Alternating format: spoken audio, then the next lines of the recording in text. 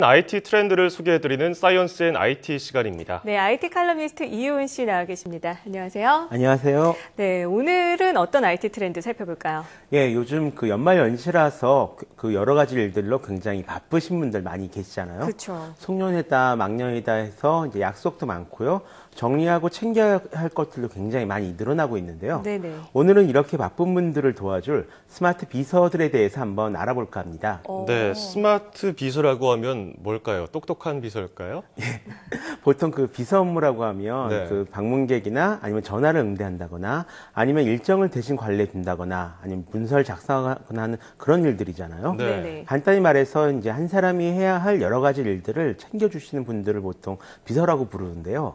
당연하겠지만 이 스마트 비서라고 부르는 앱이나 서비스들은 이런 것들을 사람만큼 할 수는 없습니다. 그럼 이게 무슨 스마트 비서냐 그러실 분들도 계실지 그렇죠. 모르겠는데요. 예. 대신 스마트 비서는 필요한 정보를 대신해서 좀 찾아주고요.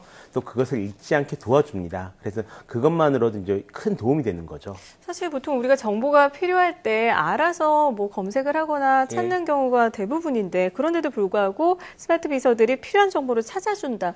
이게 무슨 의미일까요? 예, 간단하게 말하자면 이게 자동화된 검색이냐 아니면 수동으로 검색한 것의 차이냐 이것이라고 이제 보면 될 것 같습니다. 네. 그러니까 우리가 직접 검색어를 입력해서 찾는 것이 일종의 수동 검색이라면요. 스마트 비서 서비스들은 자동 검색 서비스를 지향합니다. 일종의 스마트 도우미 서비스 같은 건데요. 예를 들어서 가장 많이 사용하는 스마트 비서 서비스 가운데 구글 나우가 있습니다. 네. 안드로이드 스마트폰에선 대부분 기본으로 내장되어 있는 기능인데요. 네네. 이 기능을 사용하시면 재미있는 것들을 꽤 많이 발견하실 수가 있습니다. 뭐죠? 우선 이용자가 있는 위치를 파악해가지고요. 날씨를 자동으로 알려줍니다. 그리고 제가 혹시 영화 정보 같은 것을 검색한 적이 있다라고 하면요. 근처에 있는 영화관에서 어떤 영화를 몇 시에 상영하는지를 저걸 한번 딱 누르면 바로 알려줍니다. 네. 또 제가 자주 가는 곳이 있다라고 하면은 지금 있는 곳에서 그곳까지 몇 시간이 걸리는지 어떻게 하면 갈 수 있는지를 역시 또 자동으로 보여주기도 하고요. 네네네. 프로야구 시즌에는 제가 응원하는 팀의 경기 결과도 좀 자동으로 알려주면서 또 제가 자주 가는 블로그에 새로운 글이 올라오면은 또 알려주기도 합니다. 한마디로 이 서비스 하나만 딱 키면 제가 필요한 정보들이 줄줄이 나타나는 거죠. 네, 예전에 휴대전화로 무엇을 알려준다 하는 거는 고작 알람 정도였는데 지금은 이것저것 다 알려줍니다. 그렇다면 기존에 무엇을 찾아봤다 그것만으로도 다른 정보를 알아서 보여주는 게 가능한가요? 예, 그동안 구글이 어떤 검색 서비스를 하면서 쌓은 노하우가 굉장히 많이 쌓였기 때문인데요. 네네. 나쁘게 보면은 구글 서비스를 사용하면서 구글이 내 개인 정보를 분석하고 있다 이렇게 볼 수도 있을 것 같습니다. 네. 하지만 이용자들이 평소에 입력했던 검색어나 위치 정보, 지메일이나 구글 캘린더 등의 앱에 등록한 정보를 이용해서 이 이용자가 필요한 정보를 자동으로 파악해내는 것이 이제 핵심이거든요. 네. 예를 들어서 얼마 전에 제가 해외여행을 한 적이 있었는데요. 그런데 해외에서 스마트폰을 이용하려고 이 구글 나우를 딱 키니까 오늘부터 어디서 숙박할 예정입니다. 이렇게 뜨고요. 이렇게 제가 예약해 놓은 호텔 정보가 바로 뜹니다. 네. 그리고 거기서 경로 안내 버튼을 딱 누르면 제가 있는 자리에서 그 호텔까지 가는 길이 자동으로 지도에 딱 안내가 되더라고요. 네네. 이런 것들이 대체 어떻게 가능하지 하고서 한번 찾아봤더니 제가 이제 지메일로 받은 호텔 숙박 예약 확인서를 자동으로 분석을 해가지고요. 숙박 일정을 자기가 알아서 확인을 하고 네. 구글 맵에 등록된 그 호텔 정보를 이용해서 제가 있는 곳에서 그 호텔까지 경로를 안내해 주는 것이었습니다. 네. 처음에는 굉장히 좀 당황스럽긴 했었는데요. 네네. 상당히 편리하긴 하더라고요. 사실 들으면서도 약간 당황스럽긴 해요. 네. 내가 앞으로 할 모든 일을 알고 있다는 것 자체가 그렇죠. 약간 꺼림칙하긴 한데 그래도 어느 정도 편리하긴 하겠지만 이게 어떻게 좀 조절이 돼야 될까 이런 부분 생각을 해보게 되고요. 그렇다면 다른 스마트 비서 서비스는 또 어떤 것들이 있을까요? 예, 이런 스마트폰 서비스가 아니더라도 스마트 비서 서비스는 좀 여러 가지 형태로 나와 있는데요. 일단 지난 11월 미국 아마존에서는 아마존 에코라는 음성 인식 기기를 내놨습니다. 원통형으로 된 스마트 기기인데요. 네. 음성으로 뭔가를 물어보거나 명령을 하면 그에 응답해서 음성으로 대답을 내놓습니다. 형식적으로만 따지자면 기존에 출시된 애플의 시리 같은 음성 인식 서비스랑 거의 같은 형태인데요. 네. 이 제품의 다른 점이라면 다른 음성 인식 서비스들과는 다르게 이제 공간 기반적인 스마트 비서라는 겁니다. 예를 들어서 이 제품이 거실에 놓인다면 거실에 있는 모든 사람의 명령을 알아듣고 실행하게 되겠죠. 이와 비슷한 개념으로 또 먼저 나온 제품도 있습니다. 지보라는 이름의 패밀리 로봇인데요. 네. 아직 출시된 제품은 아니고 현재 첫 번째 프리오더가 끝나서 물량을 생산 중이라고 합니다. 전에도 한번 소개한 적이 있었던 것 네, 같은데요. 이 로봇 같은 경우에는 카메라를 이용해서 가족 구성원들의 얼굴을 인식하고요. 음성 명령으로 움직입니다. 물론 진짜 움직이는 부분은 이제 머리밖에 없지만요.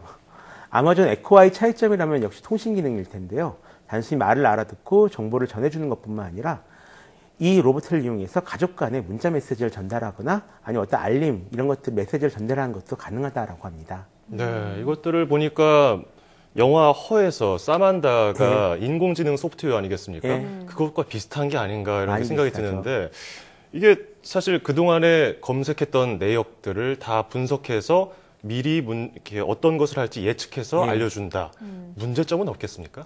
아무래도 솔직히 말씀드리면은 아직 이런 서비스가 많이 활성화되지도 않은 상황에서 어떤 문제점을 얘기하는 것이 어떤 의미가 있을까 그래서 싶은 좀 그런 악용될 생각도- 수 있는 여지가 네, 있지 않을까. 그렇죠.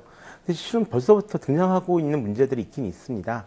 첫 번째는 음성 인식의 인식률인데요. 네. 영어는 꽤 높은 편이지만 한국어 인식률은 아직까지 신뢰할 만한 수준에 이르지 못했습니다. 네. 그래도 몇 년 전에 비교하면 정말 좋아진 편이긴 하지만요.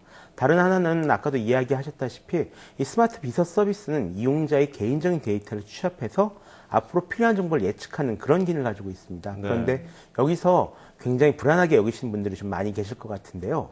게다가 이건 내 개인적인 정보인데 그걸 서비스 회사에서 저렇게 이용해도 되는 거냐고, 또 그렇다고 이걸 이용하지 않겠다라고 개인정보에 약간의 동의를 하지 않으시면 서비스를 아예 이용할 수가 없거든요. 그래서 이런 문제를 빨리 어떤 해결하는 것이 중요하다라고 생각합니다. 네, 정말 개인의 사생활 노출에 대한 부분도 문제지만 네. 너무 또 스마트 서비스에 의존을 하게 되면 우리의 기억력이나 새로운 물건에 대한 습득력 이런 것들도 좀 떨어지지 않을까 싶어요. 저도 뭐 이렇게 계획을 세울 예. 때 이제는 캘린더를 너무 의존하게 되더라고요. 그렇죠. 확실히 그 사람이 뭔가를 스마트 알게 캘린더. 되고 예. 그런 지식을 활용해서 어떤 것을 활용할 줄을 알게 되는 것도 일종의 습관 같은 건데요. 몸에 배어 있는 것들이 대부분 자연스럽게 몸에서 자동화되는 그런 것들이라고 생각하시면 됩니다. 그런데 이 스마트 비서들이 정말 똑똑해지기 시작하면서 우리가 스스로 하던 많은 것들을 기계에 맡겨버리게 되거든요. 예를 들면 이제 우리가 전화번호를 외우고 있는 것은 자기 번호 외에는 거의 없죠. 맞아요. 그렇죠. 예. 외울 필요가 없어졌으니까 이제 네네. 스마트폰이 다 기억을 해주니까요. 그래서 또 제가 아는 한 분 같은 경우는 스스로 캘린더 프로그램의 노예라고도 합니다. 일정이 다 입력돼 있으니까요. 아침에 출근해서 하루 일과가 시작되면 캘린더 프로그램에서 알람이 딱 뜬대요. 그러면 네.